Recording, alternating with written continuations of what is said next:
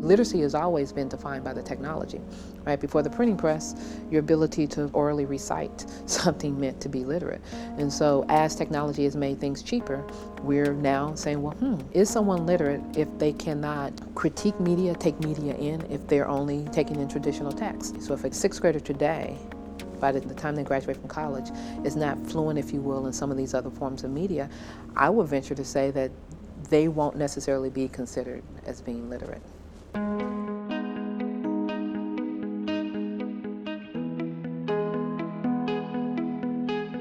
The Digital Youth Network was started over 5 years ago, really out of trying to understand how we can support youth in learning to use digital media initially for schoolwork.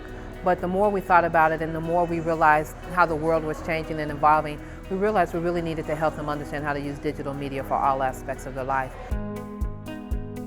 Our population of youth were urban youth living in the city of Chicago, and we couldn't assume that they were going to learn how to use technologies and media in the way that we wanted in their home life.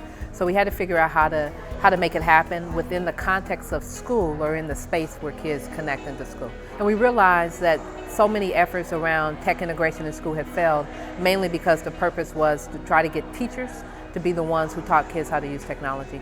And we just knew that that couldn't be the way to go. First, because our kids were more digitally sophisticated than teachers. We've also then in the last year established a partnership with the Chicago Public Library to open up a high school only space called UMedia, which is a space just for 9th to 12th graders. And in that partnership, the Chicago Public Library provides the space, provides the library, and we provide the digital mentors who collaborate collectively with the librarians to create opportunities, learning opportunities, digital opportunities for youth. We've also created a social network called Remix Learning, and that's a platform that youth use to connect to one another 24/7. So the DYN is an after-school program, an in-school program, a shared space with UMedia, and it's also an online social space.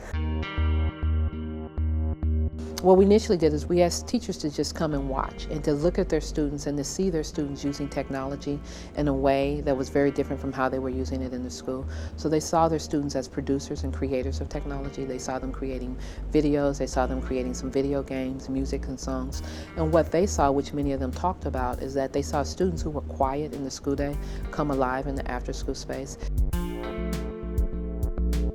The thing that drew me in about DYN was the studio that was upstairs, and that's just like a place that I'd love to be in. It's a spot for inspiration, really, and on top of the inspiration, it's a spot where you have the tools as well to, again, like I said earlier, bring out what you want to, what you hear in your head, and putting it in front of a camera or in a beat machine or on paper. And if you know how to use it, this is amazing.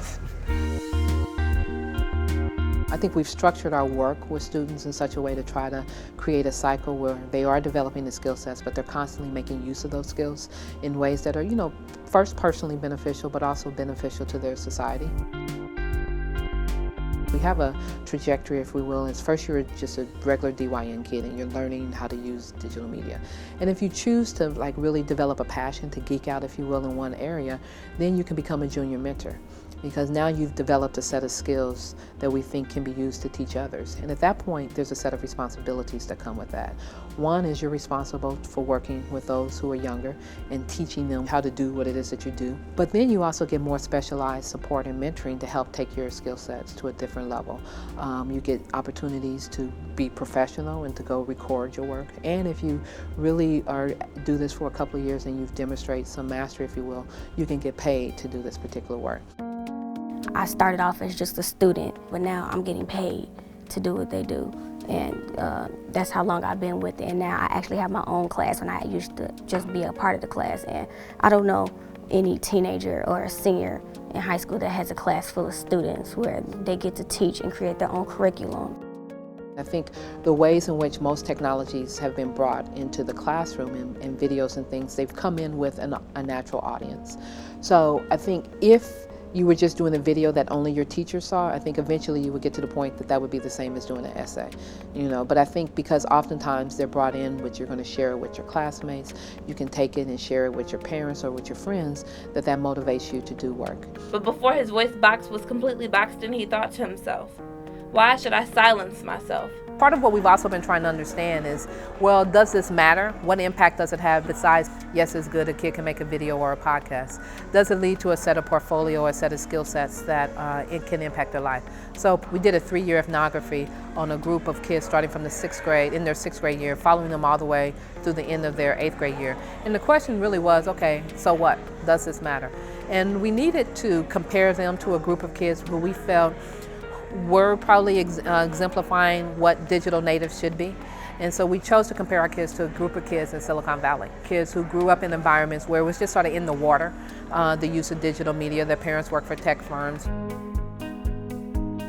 And we wanted to see, could we create an ecology, if you will, a cocoon of in-school, after-school, online, social capital here in Chicago, where our kids could begin to look like those kids in terms of their digital portfolios. And so starting at the beginning of the 6th grade year, as one would suspect, 96% of our kids have fewer digital media experiences, portfolios, if you will, than the kids in Silicon Valley.